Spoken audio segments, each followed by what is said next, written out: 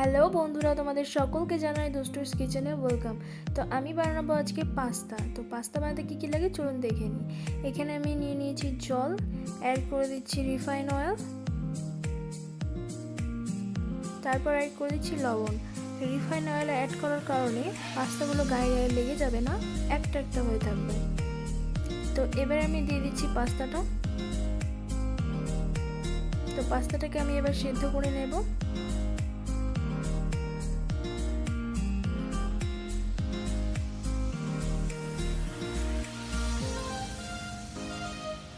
তো দেখতেই পাচ্ছ পাস্তা সেদ্ধ হয়ে গেছে। তো আমি নিয়ে নিয়েছি একটা কড়াই, দিয়ে দিয়েছি অল্প পরিমাণে রিফাইন অয়েল,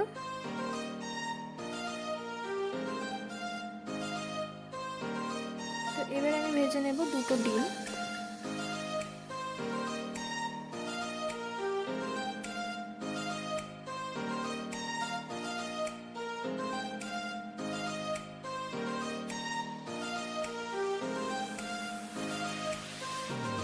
তো দেখতেই পাচ্ছ ডিমগুলোকে আমি কুচি কুচি করে ভেজে নিয়েছি।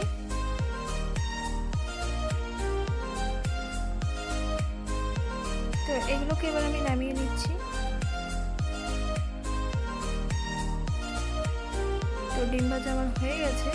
তো এবার আমি অ্যাড করে দিচ্ছি কিছু আদা কুচি এবং রসুন কুচি, অ্যাড করে দিচ্ছি পেঁয়াজ কুচি।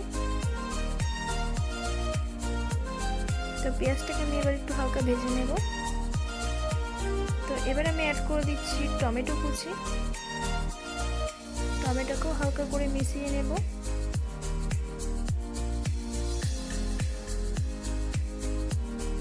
তো এবার আমি অ্যাড করে দিচ্ছি লঙ্কা কুচি।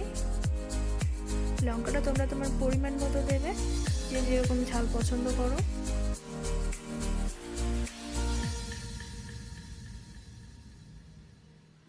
তো এবার আমি হালকা পরিমাণে লবণ অ্যাড করে দিচ্ছি, কারণ পাস্তাতে আগে থাকতে লবণ দেওয়া ছিল, তোমরা সেই অনুযায়ী লবণ অ্যাড করে দেবে। দিয়ে দিচ্ছি ব্ল্যাক পাউডার। এবার অ্যাড করে দিচ্ছি সসটা এখানে আমি অনেকটাই অ্যাড করে দিয়েছি। এবার অ্যাড করে দিচ্ছি 1 চামচ সয়া সস।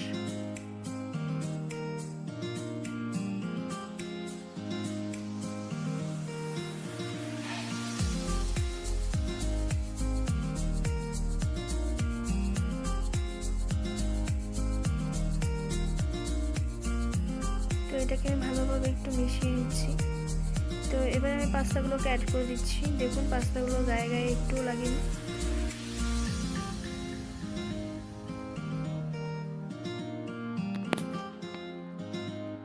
তো এবার আমি অ্যাড করে দিচ্ছি ডিমগুলো। তো এটাকে ভালোভাবে আমি মিক্স করে নিচ্ছি।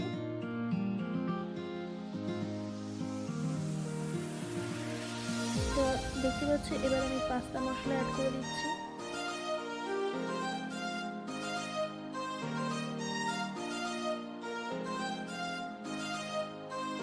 তো আমার পাস্তা রেডি হয়ে গেছে। তোমাদের যদি আমার ভিডিও ভালো লাগে অবশ্যই লাইক করে দেবেন এবং আমার চ্যানেলটিকে সাবস্ক্রাইব করবেন।